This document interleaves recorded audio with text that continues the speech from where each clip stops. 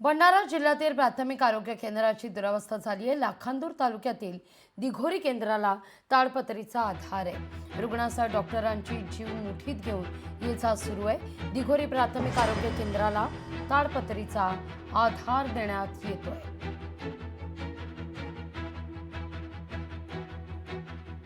सदर रुग्णालयाच्या इमारतीच्या बाबतीत विशेषतः पावसाळ्याच्या दिवसात बरीच अडचण आम्हाला रुग्णसेवा बहाल करताना निर्माण होते।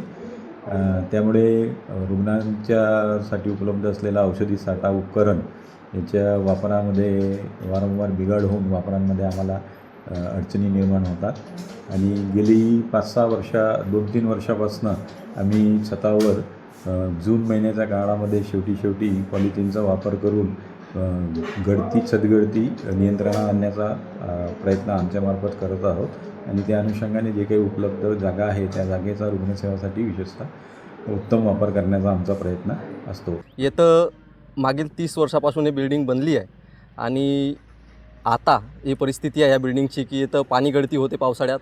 खूप मोठ्या प्रमाणात भिंतीला भेगा पडल्या आहेत, खिपले निघत आहेत भिंतीचे त्या पाण्यामुळे आणि ते वाचवण्यासाठी स्थानिक जे आपले वैद्यकीय अधिकारी आहेत त्यांनी ताडपत्रीचा आधारे आता कसं तरी ह्या बिल्डिंगला शाबूत ठेवला आहे, वाचवून ठेवला आहे आणि पुढे जर अशीच परिस्थिती राहिली तर एखादी मोठी अनुचित घटना घडण्यास काही वेळ लागणार नाही।